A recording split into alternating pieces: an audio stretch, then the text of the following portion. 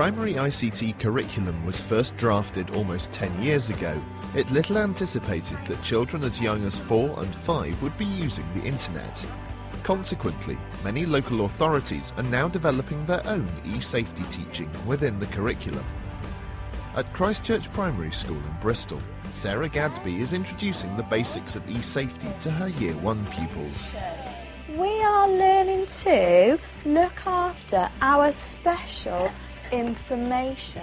Head teacher Simon Botton is getting his Year 6 pupils to think critically about information that they find on the internet.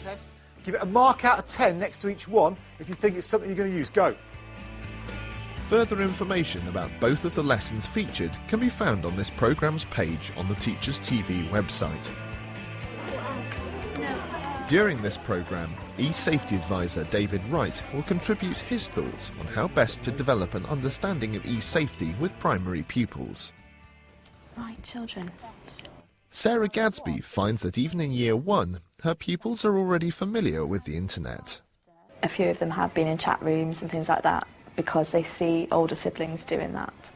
They know how to be safe a lot better in the outside world, but being safe on the internet is something that up until now has not been taught so explicitly, so it's something that we're trying to bring to the forefront, really. We are learning to... Whilst they technically are very, very capable, the development of their emotional side hasn't yet caught up, and so it is vitally important to sort of help them through that, to get them to understand what the risks are. So, everyone stand up. Well done. Okay. This game will go a little something like this.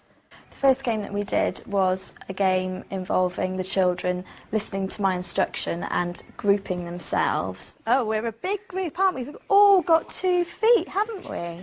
So everybody was in the same group. As we went through the game, it whittled it down until we said who's got the same first and last name as you, whereby everyone was stood on their own. Is anyone in a team with anyone else?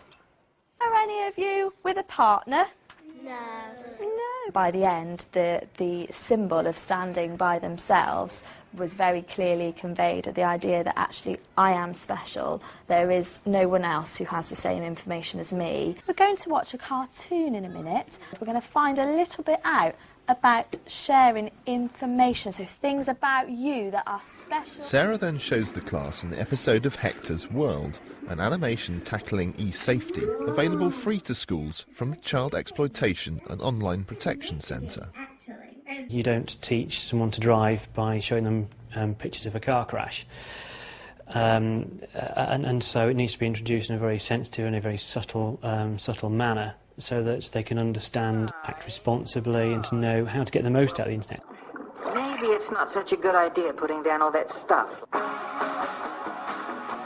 Remember Ranjit? Yeah! Ranjit was going to share some of his personal details, wasn't he? Yeah. Can anyone remember? What were some of the things he was going to share? How he uses his computer. School?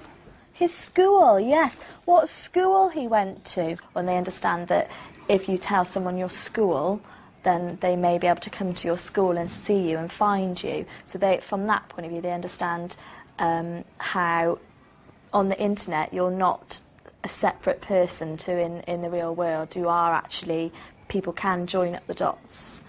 Right, I've got 2 hoops here. Following the animation, Sarah gets her pupils to think about the types of people that they should and shouldn't share information with. Can I share personal information about where I live, what my name is, with my doctor? Put your hand up if you think yes. Billy, would you please come and put this either in the yes I can or no I cannot share special information with him. Yes, we can share special information with him.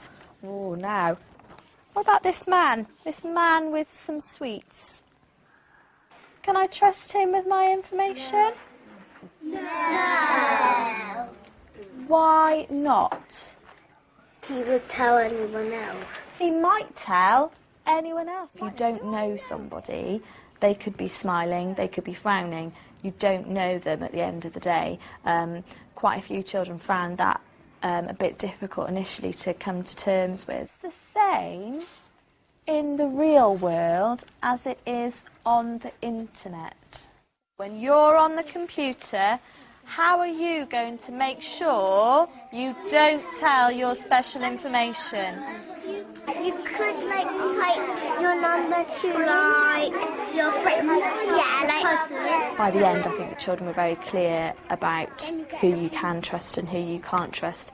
We then made the link again to the internet and how on the internet you don't actually know who you're talking to, so you shouldn't share information.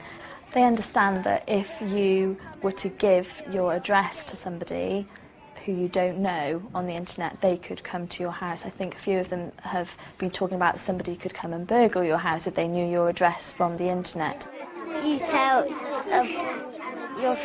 someone you don't know, and they will tell a burglar, and then they can someone else, and then they can sneak in. And Teaching e-safety at this age can provide the foundation for developing a broader digital literacy further up the school.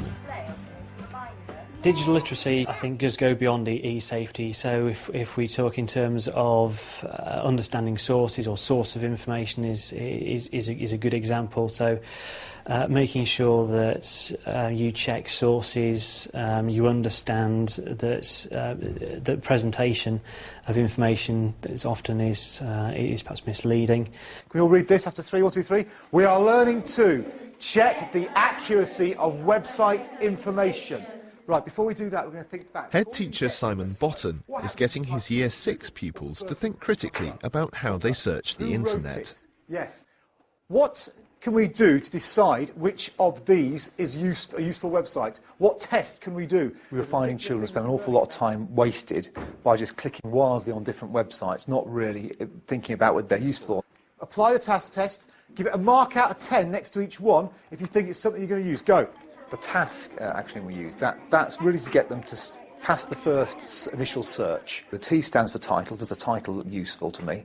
The A stands for author. Can I tell who's written this? Can I just from that determine whether this is a trustworthy source or not? S is for, in the summary, does it actually say to me, this sounds useful? And K, is it written for children? Is it something I can actually understand the comprehension of the reading of? I think about 3 out of 10, because that's about myths. OK, time up, people. All about explorers, everything you've ever wanted to know about explorers. Does the title sound useful? Yeah, OK. Author, can we tell who the author is from that? No. Comfort with technology, there is no question, as they are particularly capable, very technically able, but can they critically assess what's actually being presented to them is a very relevant question. Yeah, I'm going to give that one that must be an 8 or a 9, I'd have thought. Let's give that 8 out of 10. What did the rest of us give it? Have you had if you gave it an 8 or a 9, or Genevieve? we put 4 out of 10. Wow, I'm being too generous by the looks of things. 5 out of 10, because if it says everything you want to know about it, it's not going to say every single thing. OK, so maybe it's promising too much. OK, that's a good point, that. I hadn't thought of that. Put your hand up if you can tell me how I can cross-reference to check whether this information on this website is actually factually true or not. If you look at different websites, if they all say the same thing, then it might be true. What we're going to do then, in front of you, you've got a piece of paper which says, check or validate information on the All About Explorers website by cross-referencing it with one, or if you're feeling clever, 2 websites. It might be Wikipedia, it might be something else. I'm going to leave that to you.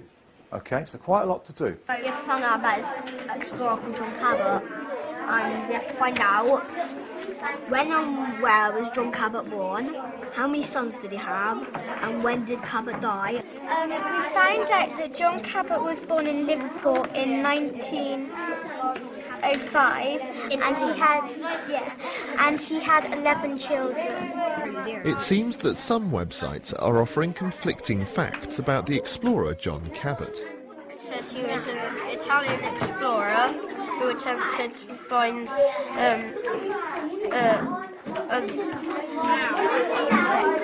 Alaska.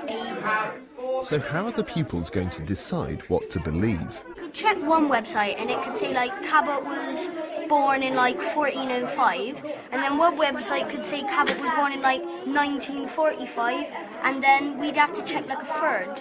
And if one of them said Cabot was born in 1405, we'd go with that one more than we went with the 1941. We're going to read through this John Cabot page from All About Explorers to start with. I'll read it through. Put your hand up if you think you know the answer to one of the questions that appears on here. One might wonder what John Cabot and Christopher Columbus have in common. Both were born in Liverpool, England. Cabot was born in 1405. On the Zuma Explorer website, it says that he was born in Italy and 1450. So we've got two different answers there. Did anyone find a third website? We went to BBC website and we found out that he was actually born in 1450 and he was an Italian. Several different websites seem to contradict the information given by the All About Explorers website. Further reading suggests that it might not be a reliable source. At this time, he also introduced his half-brother. It was also introduced to his half-brother Richard, whom the family always called Ringo, to his best friends John, Paul and George. They spent the rest of their lives as a troupe of travelling minstrels. I'm starting to get a bad feeling about this website. It's set up for teachers to use as a demonstration of how the internet sometimes cannot give you correct information. And it was, as you saw, it was quite wild things about, you know, Cabot handing out CDs and having the Beatles as his brothers.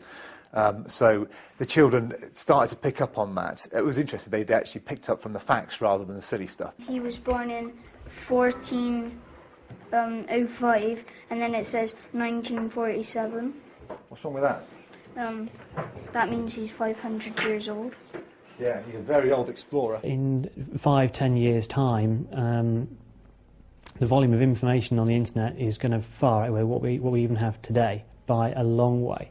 And so the ability to be able to critically assess what it is that you're trying to find or information that's being presented to you will become a key skill. This afternoon, I didn't really want you to find out about explorers. That wasn't the important part of the lesson. What was the important part are the skills you were learning in order to be able to research effectively. What tips would you give a child in year 3 or 4? 5 tips for making sure they could find information accurately and check that information was correct. Check several other websites, see if it's the same, find out who the author is. Remember to turn it off if it's inappropriate. Remember to turn it off if it's inappropriate, absolutely. I'm really impressed with that. Cross-referencing. We haven't up to now actually shown children how to do research on the internet and how to be discerning in their internet searches. So there's a difference between actually, physically being able to get onto a website and actually be able to make some purposeful use of the information inside that. It is part of internet awareness and getting the children to use it as a valuable learning tool. For more information on e-safety, remember to visit the Teachers TV website.